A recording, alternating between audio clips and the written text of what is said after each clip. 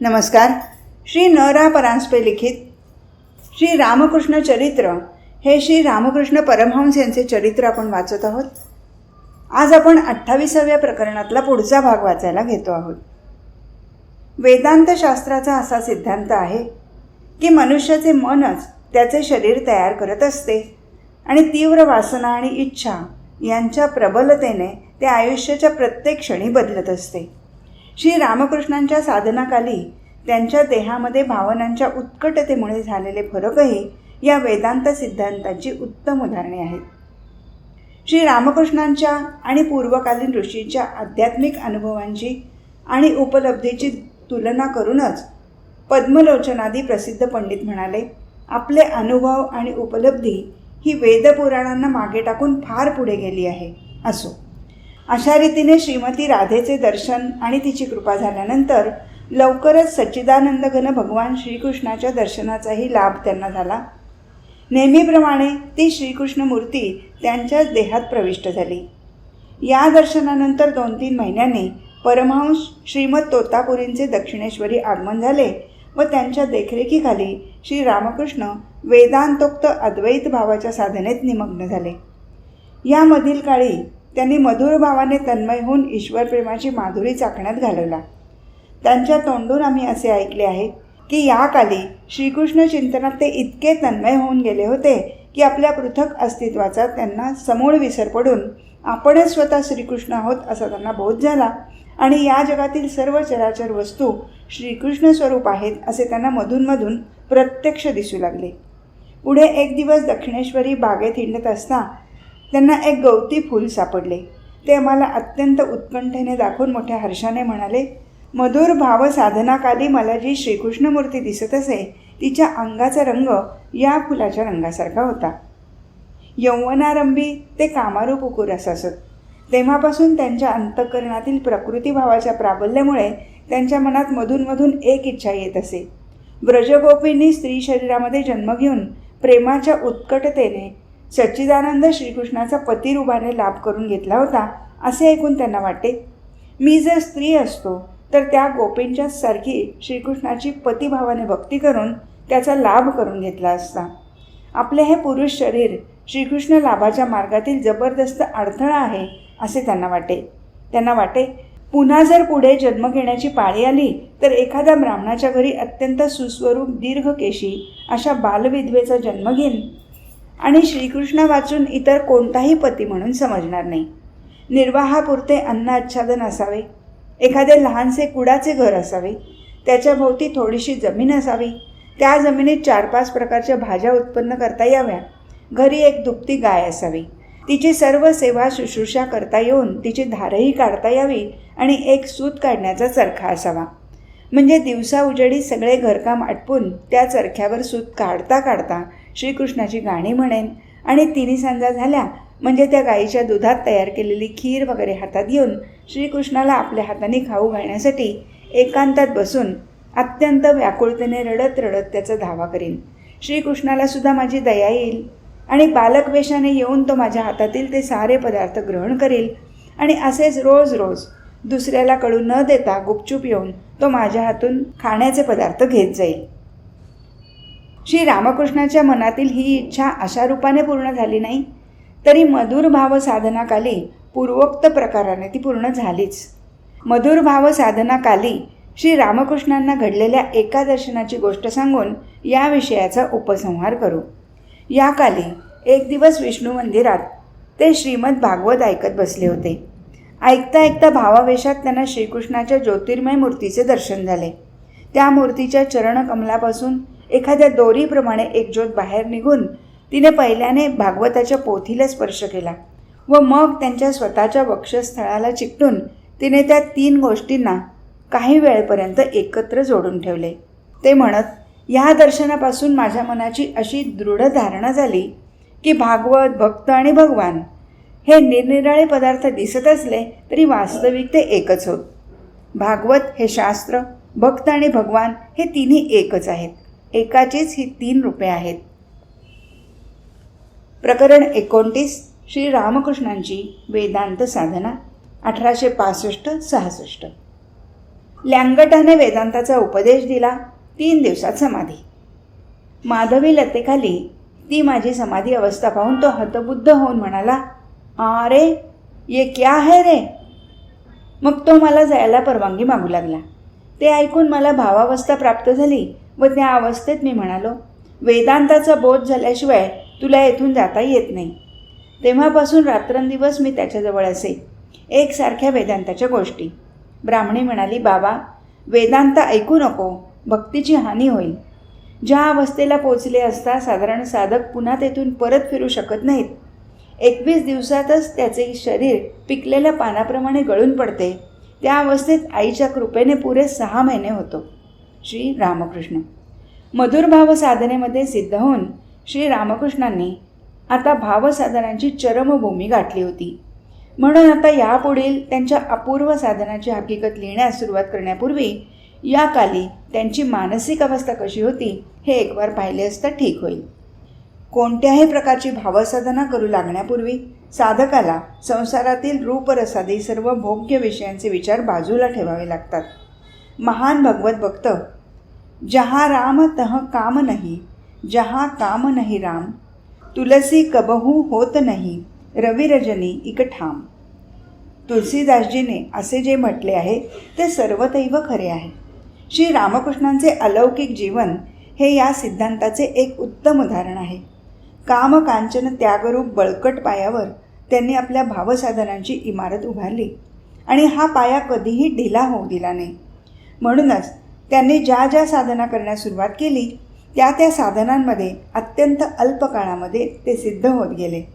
म्हणून यावेळी त्यांचे मन कामकांचनाच्या प्रलोभनाच्या सीमेपलीकडे निरंतर राहत असे हे सांगावयास नको. विषय वासनांचा सर्वस्वी त्याग करून 9 वर्षापेक्षाही जास्त काळ त्यांनी केवळ ईश्वर लाभाच्या प्रयत्नात निमग्न राहण्यात घालवल्यामुळे त्यांच्या मनाची यावेळी अशी स्थिती झाली होती की ईश्वरा वाचून इतर कोणत्याही विषयाचे स्मरण मनन करणे त्यांना विषयासारखे होऊन गेले होते.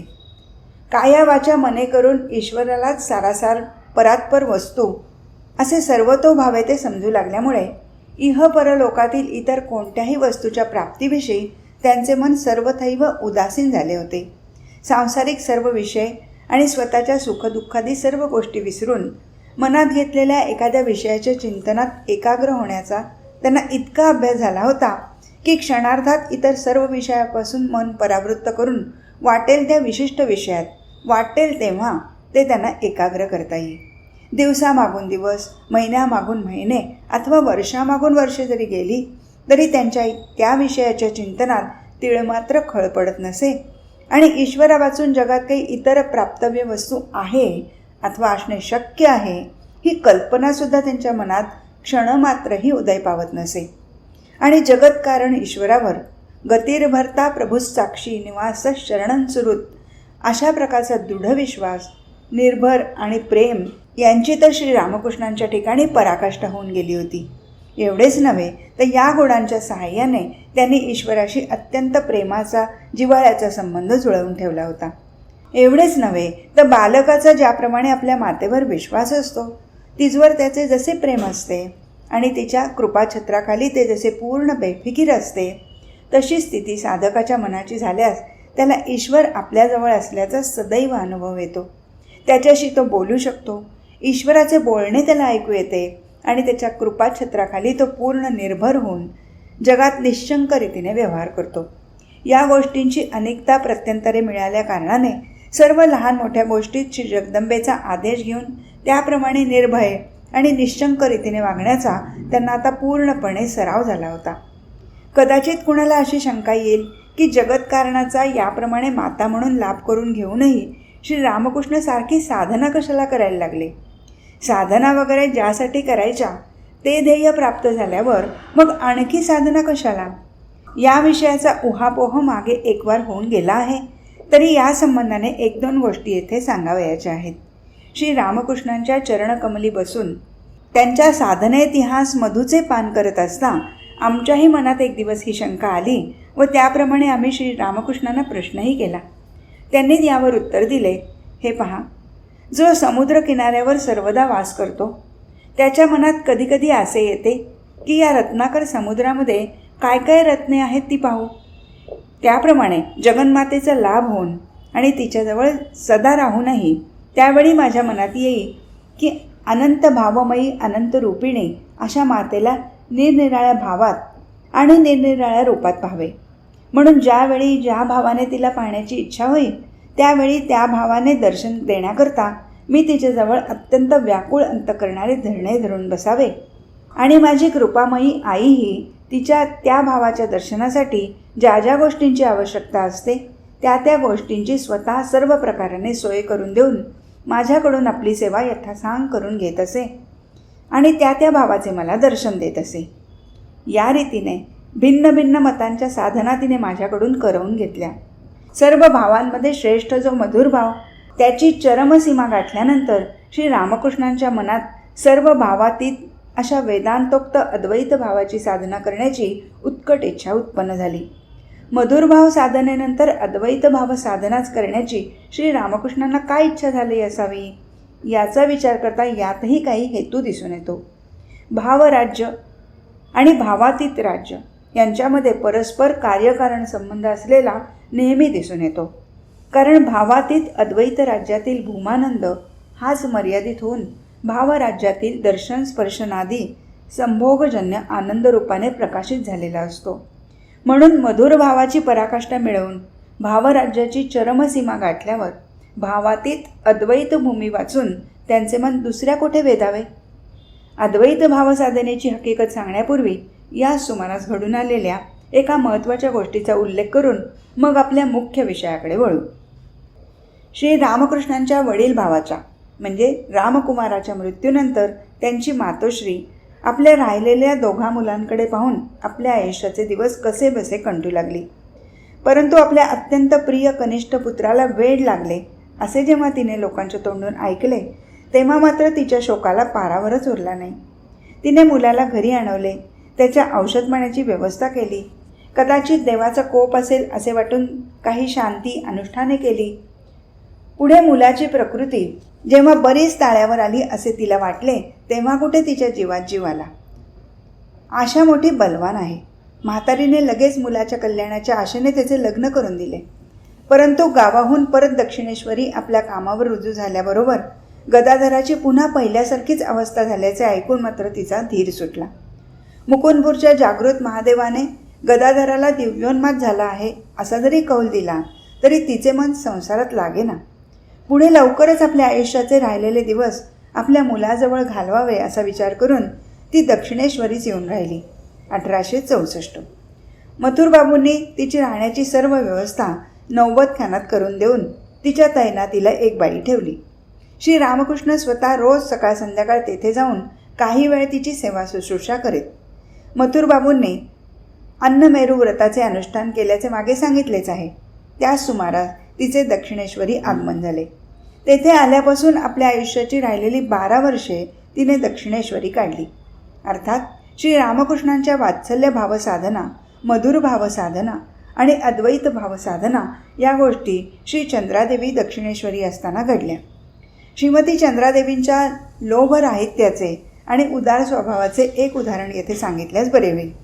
ही गोष्ट श्रीमती चंद्रादेवी दक्षिणेश्वरी आल्यानंतर थोड्याच दिवसात घडून आली. मागे सांगितलेच आहे की यावेळी कालीमंदिराची सर्व व्यवस्था मथुरनाथांच्या हाती आलेली होती आणि यावेळी नाना प्रकारच्या सत्कार्याकडे ते मुक्त हस्ताने पैसा खर्च करत होते. श्री रामकृष्णांवर त्यांची पराकाष्ठेची भक्ती, श्रद्धा आणि प्रेम असल्यामुळे आपल्या मागे त्याची नीट व्यवस्था कशी राहील या विचारात आणि तसा बंदोबस्त करून ठेवण्यात ते आतल्यात नेहमी घडलेले असत. परंतु श्री रामकृष्णांच्या तीव्र वैराग्यामुळे त्यांच्यापुढे तोंड उघडून या विषयाची गोष्ट काढण्याचे त्यांना धाडस होत नसे. कारण मागे एकदा त्यांनी हृदयजवळ मुद्दाम म्हणून दाखवले होते की श्री रामकृष्णांच्या नावे काही रक्कम बँकेत ठेवण्याचा माझा विचार आहे. हेतू हा की हृदयने ही गोष्ट श्री रामकृष्णांजवळ बोलावी व मग त्यांना ती गोष्ट कितपत पसंत पडते याचा आपल्यास आजमास लागावा. परंतु त्याचा परिणाम फार निराळाच झाला. त्यानंतर मथुरबाबूंची व श्री रामकृष्णांची गाठ पडताच एखाद्या उन्मत्ताप्रमाणे श्री रामकृष्ण हातात काठी घेऊन त्यांच्या अंगावर धावून गेले व "साल्या, तू मला विषयी करू पाहतोस" असे ओरडत त्यांना मारायला तयार झाले. अशी गोष्ट घडून आल्या कारणाने श्री रामकृष्णांच्या नावाने काही करून ठेवण्याची त्यांच्या मनातील उत्कट इच्छा पूर्ण होण्याचा काहीच संभव दिसेना. पण आता श्रीमती चंद्रादेवी तेथे राहण्यास आल्यामुळे त्यांना आपली इच्छा सफल होण्याची थोडीफार आशा वाटू लागली. त्यांनी नित्य त्यांच्याकडे जावे, मोठ्या गौरवाने त्यांना आजीबाई आजीबाई म्हणावे व त्यांच्याशी नाना प्रकारच्या गप्पा गोष्टी कराव्या. त्यांच्या अशा प्रेमळ वर्तनाने चंद्रादेवींनाही ते थोडक्याच दिवसात प्रिय झाले. पुढे एक दिवस बरी वेळ पाहून गोष्टीवरून गोष्ट काढता काढता मथुरबाबू म्हणाले, पण आजीबाई, तुम्ही इतके दिवस येथे आहात, पण माझ्याकडून तुम्ही आपली काहीच सेवा करून घेतली नाही. हे असे का बरे? मला जर तुम्ही खरोखरच आपला म्हणत असाल तर तुम्ही मनाला येईल ते माझ्याजवळून मागून घेतलेच पाहिजे. सरळ स्वभावाच्या म्हातारीला यावर काय बोलावे हे समजेना. तिने पुष्कळ विचार करून पाहिला, पण तिला कोणत्याच गोष्टीची कमतरता दिसेना. तेव्हा ती मथुरबाबूंना म्हणाली, बाबा, तुझ्या घरी मला कोणत्याही गोष्टीची कमतरता नाही बरे. जर कधी एखादा जिन्नस लागला तर तुझ्याजवळून मागून घेईन, मग तर झाले. असे म्हणून म्हातारीने आपली पेटी त्याच्यापुढे उघडून म्हणले, हे बघ, माझ्याजवळ इतकी वस्त्रे अजून शिल्लक आहेत आणि इथे खाण्यापिण्याची तर काहीच काळजी नाही. तो तर सगळा बंदोबस्त तू अगोदरच करून ठेवला आहेस व अजूनही करीत आहेस. मग रे आता मला तुझ्याजवळ मागायचे काय राहिले? पण मथुरबाबू काही केल्या सोडीनात. काहीतरी आज माझ्याजवळून मागून घ्याच असा हट्ट धरून बसले. बराच विचार केल्यावर म्हातारीला आपल्याला पाहिजे असलेला एक जिन्नस आठवला व ती म्हणाली, बरं बाबा, तू जर एवढा अगदी द्यायलाच निघाला आहेस तर आता माझ्याजवळ तोंड धुवायची तमाखू नाही, तेवढे 4 पैशाचे आणून दे. विषयी मथुरनाथांचे डोळे पाण्याने भरून आले व ते तिला नमस्कार करून म्हणाले, अशी माता असल्याशिवाय का असा अलौकिक पुत्र जन्माला येतो? असे म्हणून त्यांनी 4 पैशाची तमाखू मागून म्हातारीस दिली. श्री रामकृष्णांनी वेदांत साधनेस सुरुवात केली त्यावेळी त्यांचा चुलत भाऊ हलधारी श्री राधा गोविंदजीच्या पूजकाच्या कामावर होता. वयाने श्री रामकृष्णांहून वडील असल्यामुळे आणि भागवत वगैरे शास्त्रग्रंथात त्याची थोडीफार गती असे म्हणून त्याला कसा अहंकार असे. श्री रामकृष्णांच्या आध्यात्मिक अवस्थात तो कसे मेंदूचे विकार म्हणे. त्याच्या बोलण्याने श्री रामकृष्णांच्याही मनात संशय उत्पन्न होऊन त्यांच्या निरसनार्थ ते श्री जगन्मातेकडे कशी वरचेवर धाव घेत व त्या दोघांचा नेहमी कसा वाद चाले वगैरे सर्व हकीकत मागे सांगितलीच आहे. मधुर भाव साधनाकाली श्री रामकृष्णांचा स्त्रीवेश वगैरे पाहून तर त्याची पक्की समजूत होऊन गेली की श्री रामकृष्णांना खास वेळ लागले आहे. श्री रामकृष्णांच्या तोंडून असे ऐकले आहे की वेदांत साधनेचे वेळी हलधारी दक्षिणेश्वरी होता. त्याचा व परमहंस श्रीमद तोतापुरीचा अध्यात्म विषयावर कधीकधी वादविवाद होई. एकदा त्या दोघांमध्ये अशाच अध्यात्म रामायणाच्या गोष्टी चालल्या असता श्री रामकृष्णांना सीता व लक्ष्मण यांच्यासह श्री रामचंद्रांचे दर्शन झाले होते. सन 1865च्या आरंभी श्रीमद तोतापुरीचे दक्षिणेश्वरी आगमन झाले. त्यानंतर काही महिन्यांनी आजारी पडल्यामुळे हलधारीने आपले पुजारीपण सोडले व त्यांच्या जागी श्री रामकृष्णांचा पुतण्या अक्षय रामकुमाराचा पुत्र याची नेमणूक झाली. इतर साधनांप्रमाणे वेदांत साधनेचे वेळीही श्री रामकृष्णांना गुरुचा शोध करावा लागला नाही. गुरु स्वतः त्यांच्याकडे चालत आले. श्री रामकृष्णांच्या वेदांत साधनेचा इतिहास सांगण्यापूर्वी त्यांच्या गुरुविषयी उपलब्ध असलेली माहिती येथे देऊ. श्रीमद परमहंस तोतापुरी हे चांगले उंच, दीर्घाकृती आणि भव्य पुरुष होते. सतत 40 वर्षाच्या दीर्घ तपश्चर्येने त्यांना निर्विकल्प समाधी साध्य झाली. तरीसुद्धा ते आपला बराच काळ ध्यानधारणेत आणि समाधीतच घालवीत. ते नेहमी नग्न राहत असत आणि म्हणूनच श्री रामकृष्ण त्यांचा न्यांगटा म्हणजे नग्न या नावाने उल्लेख करीत. कदाचित आपल्या गुरुचे नाव घेऊ नये म्हणूनही न्यांगटा या मोघम नावानेच त्याचा उल्लेख ते करीत, असेही असेल. तोतापुरी कधीही घरात राहत नसत आणि नागा संप्रदायी असल्यामुळे त्यांची अग्नीची पूजा असे. नागापंथी साधू हे अग्नीला अत्यंत पवित्र मानतात आणि कोठेही गेले तरी आपल्याजवळ सर्व काळ अग्नी प्रज्वलित ठेवतात. त्याला धुनी असे सर्वसाधारण नाव आहे. नागापंथी साधू सकाळ संध्याकाळ धुनीची पूजा व आरती करतात आणि मिळालेल्या भिक्षांनाचा प्रथम अग्नीला नैवेद्य दाखवून मग ते आपण ग्रहण करतात. दक्षिणेश्वरी असताना श्री तोतापुरी पंचवटी खालीच राहत आणि तेथेच त्यांची धुनी सदा सर्व काळ पेटलेली असे. ऊन असो पाऊस असो तोतापुरींची धुनी सदैव पेटलेलीच असे. त्यांचे जेवण खाण निजणे बसणे सर्व त्या धुनीजवळ असे आणि रात्र पडल्यानंतर थकले भागलेले सर्व जगत जेव्हा सर्व चिंता आणि काळजा विसरून विरामदायिनी निद्रेच्या मांडीवर शांतीसुखाचा अनुभव घेण्यात निमग्न झालेले असे, तेव्हा श्रीमद तोतापुरी उठून आपली धुनी अधिकच प्रज्वलित करून तिच्याजवळ दृढ आसनावर बसून आपल्या निवांत निष्कंप प्रदीपासारख्या मनाला गंभीर समाधीमध्ये निमग्न करीत. दिवसासुद्धा ते बराच वेळ ध्यानात निमग्न असत, परंतु साधारण लोकांना समजून न येईल अशा तऱ्हेचे त्यांचे हे ध्यान असे. अंगावरच्या वस्त्राने आपले सर्व शरीर झाकून घेऊन ते धुनीजवळच निजलेले दिसून येत. लोकांना वाटे तोतापुरी निजले आहेत बरे का. तोतापुरी आपल्याजवळ एक लोटा, एक लांबलचक चिमटा आणि एक आसन एवढेच काय ते सामान बाळगीत आणि एकच लांब रुंद चादर आपल्या देहाभोवती सदैव गुंडाळून ठेवीत. ते आपला लोटा आणि चिमटा रोजच्या रोज घासून अगदी लखलखीत ठेवीत असत. ते रोजच्या रोज आपला बराच वेळ ध्यानाभ्यासात घालवतात हे पाहून पुढे एक दिवस श्री रामकृष्णांनी त्यांना विचारले, तुम्हाला तर ब्रह्मज्ञान झाले आहे, तुम्ही तर सिद्ध झाला आहात, मग तुम्हाला रोजच्या रोज ध्यानाभ्यासाचे कारण काय? श्री रामकृष्णांकडे गंभीर मुद्रेने पाहून तोतापुरींनी आपल्या लोट्याकडे बोट टाकून म्हटले, हा लोटा पहा कसा लखलखीत दिसतो, आणि मी जर हा रोजच्या रोज घासला नाही तर हा मळून गेल्याशिवाय राहील का? मनाचे सुद्धा अगदी तसेच आहे. ध्यानाभ्यास करून मनाला सुद्धा जर रोजच्या रोज असेच घासून पुसून स्वच्छ राखीत गेले नाही तर तेही मलिन होऊन जाते. तीक्ष्ण दृष्टीसंपन्न श्री रामकृष्णांनी आपल्या गुरुचे उत्तर ऐकून पुन्हा विचारले, पण लोटा जर सोन्याचा असेल तर? मग तो रोजच्या रोज जरी नाही घासला तरी काही तो मलिन होत नाही.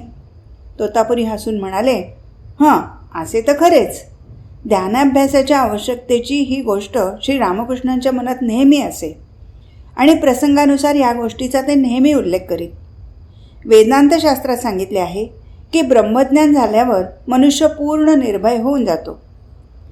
आपण स्वतःच नित्य शुद्ध बुद्ध मुक्त स्वभाव अखंड सच्चिदानंद स्वरूप सर्वव्यापी अजर अमर आत्मा आहोत असा ज्याला प्रत्यक्ष अनुभव आला त्याच्या मनात भय कुठून आणि कोणाचे उत्पन्न व्हावे.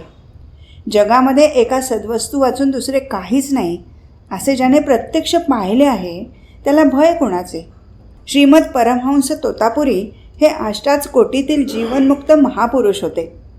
40 वर्षाच्या दीर्घोद्योगाने त्यांनी ही अवस्था प्राप्त करून घेतली असल्यामुळे त्यांचे रोजचे व्यवहारही साधारण माणसासारखे नसत.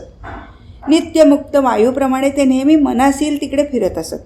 वायूप्रमाणे संसारातील कोणतेही गुणदोष त्यांना स्पर्श करू शकत नसत आणि वायूप्रमाणेच ते एकाच ठिकाणी कधीही फार वेळ बद्ध होऊन राहत नसत. हे एकाच ठिकाणी 3 दिवसापेक्षा जास्त कधी राहत नसत. परंतु श्री रामकृष्णांची अद्भुत मोहिनी शक्ती इतकी जबरदस्त होती की तेच तोतापुरी श्री रामकृष्णांजवळ 11 महिनेपर्यंत राहिले. असो, तोतापुरींच्या निर्भयतेसंबंधी श्री रामकृष्ण आम्हास अनेक गोष्टी सांगत असत. त्यांच्यामध्ये खुद्द दक्षिणेश्वरीच घडलेली एक गोष्ट सांगत असत. एक दिवस रात्री जिकडे तिकडे सामसूम झाल्यावर तोतापुरी नित्याप्रमाणे आपली धुनी अधिकच प्रज्वलित करून ध्यानस्थ बसण्याच्या तयारीत होते. जिकडे तिकडे शांतता पसरली होती.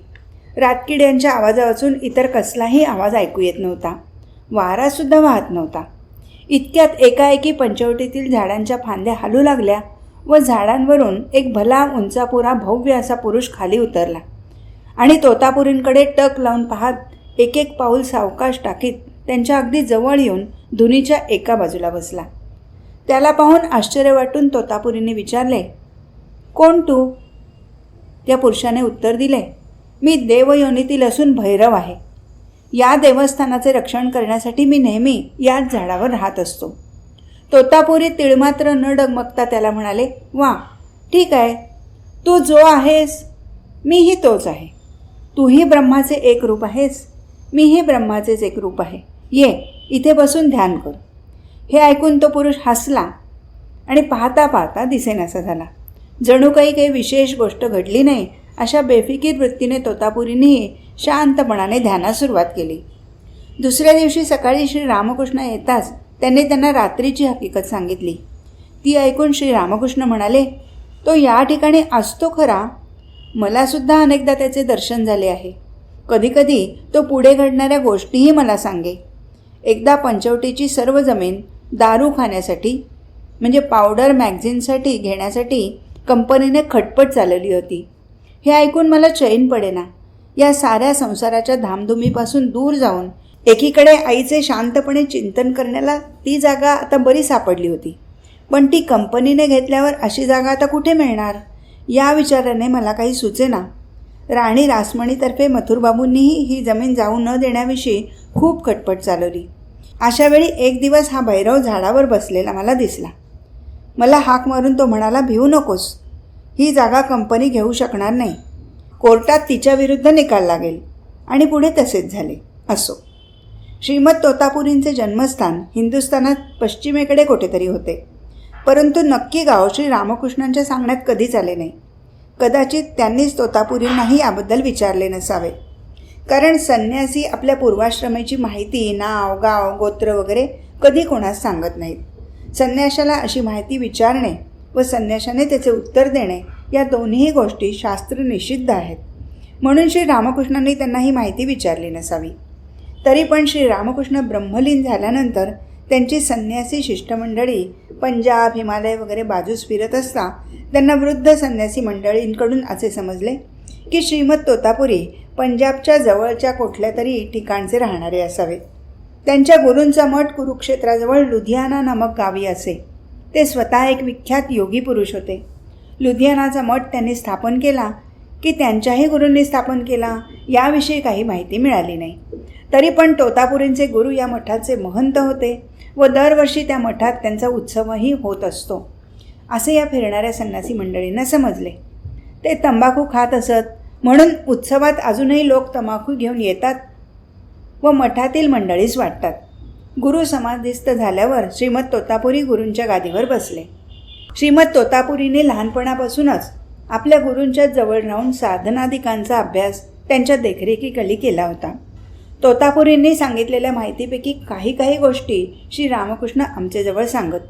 ते म्हणत, न्यांगटा म्हणे की आमच्या मंडळीत 700 न्यांगटे होते, जे प्रथमच ध्यान शिकायला सुरुवात करीत त्यांना प्रथम गादीवर बसून ध्यान करायला शिकवीत. कारण कठीण आसनावर बसले तर पायांना कळ लागते आणि मग सारे लक्ष ईश्वराकडे लागण्याऐवजी शरीराकडेच लागते. मग गादीवर बसून ध्यान जमू लागले म्हणजे त्याला उत्तरोत्तर अधिकाधिक कठीण आसने देत. शेवटी नुसते चर्मासन अथवा नुसती जमीन यावर बसून त्याला ध्यान करावे लागे. आहार वगैरे सर्व विषयासंबंधानेही असेच नियम बांधलेले असत. नेसण्याच्या वस्त्रसंबंधानेही असेच. हळूहळू त्याला नग्न राहण्याचा अभ्यास करावा लागे. लज्जा, घृणा, भय, जात, कुल, शील इत्यादी अष्टपाशांनी जन्मापासून मनुष्य बद्ध झालेला असतो की नाही, म्हणून क्रमाक्रमाने एकेकाचा त्याग करण्याचे त्याला शिक्षण देत. ध्यान वगैरे गोष्टीत शिष्य प्रवीण झाला म्हणजे त्याला प्रथम इतर साधूंच्या संगतीने व मग एकट्यानेच तीर्थाटन करून यावे लागे. त्या मंडळींचे सर्व विषयाचे असे सूक्ष्म नियम होते. महंत निवडण्याची पद्धत कशी असे याविषयी श्री रामकृष्ण म्हणत, त्यांच्या संन्यासी मंडळीत जो परमहंस पदाला पोचलेला असेल त्यालाच गादी रिकामी झाल्यावर ते महंत करीत. तसे नसेल तर पैसा व अधिकार हाती आल्यावर कोणीही अर्धा कच्चा संन्यासी बिघडून जाण्याचा संभव असतो. म्हणून जो सर्वस्वी कांचन त्यागी असेल त्यालाच ते आपला महंत निवडून त्याचे हाती पैशाचा सर्व कारभार देत. म्हणजे मग त्याचा सद्व्यय कसा होईल याची काळजी करण्याचे कारणच उरत नसे. असो, आज इथेच थांबू. हरिओम तत्सत.